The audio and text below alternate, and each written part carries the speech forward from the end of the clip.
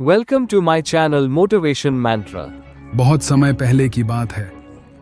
एक छोटे से राज्य में राजा रणधीर सिंह राज किया करते थे। राजा रणधीर सिंह बहुत वीर और न्यायप्रिय थे, पर उनका स्वभाव कुछ गंभीर था। उनके राज्य में हर कोई उनसे बहुत प्रेम करता था, लेकिन उनकी गुप्त योजना और रहस्यमयी स्वभाव के कारण लोग उनके बारे में ज्यादा कुछ नहीं जानते थे। उनके महल में गुप्त दरवाजे और सुरंगें थीं, जिनके बारे में केवल राजा और उनके वफादार सेनापति बाले सिंह को ही पता था। एक दिन एक अजीब घटना घटी। महल में एक खास आयोजन था, जिसमें सभी दरबारी, राज्य के मंत्री और अन्य खास लोग इकट्ठे हुए थे।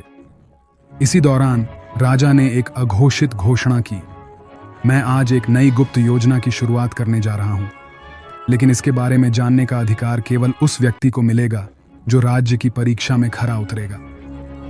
दरबार में सन्नाटा छा गया। सबकी उत्सुकता बढ़ गई। राजा ने केवल इतना ही कहा कि अगली सुबह एक संदेशवाहक आएगा और हर दरबारी को यह बताएगा कि इस परीक्षा के लिए क्या करना होगा। अगली सुबह संदेशवाहक हर दरबारी के पास पहुंचा और उसने एक गूढ़ पहेली दी। जो आंखों के सामने हो पर दिखाई न दे, जो छूने में ठोस हो पर समझने में हवा हो, उसे खोजो और उसे मेरे पास ले आओ। दरबारियों के बीच अफरा तफरी मच गई। सब सोच में पड़ गए कि इसका क्या मतलब हो सकता है। सभी दरबारी राज्य के अलग अलग हिस्सों में जाकर इस रहस्य को सुलझाने में लग गए। एक दरबारी ने सोचा कि शायद यह कोई जादुई पत्थर है, तो उसने जंगल का रुख किया। दूसरा दरबारी इसे खोजने नदी की ओर चला गया, जबकि तीसरा महल के नीचे की गुप्त सुरंगों की ओर चला गया। पर सबसे ज्यादा चतुर और वीर सेनापति बाले सिंह ने सोचा कि यह कुछ और ही है। उसने ध्यान से महल में राजा के कमरे का निरीक्षण करना शुरू किया और उसे एक छोटी सी किताब मिली, जो एक पुराने संदूक में छिपाई गई थी।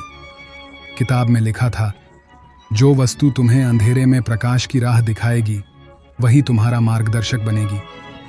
बाले सिंह ने समझा कि यह किताब ही वह चीज है जिसे राजा ने खोजने के लिए कहा था।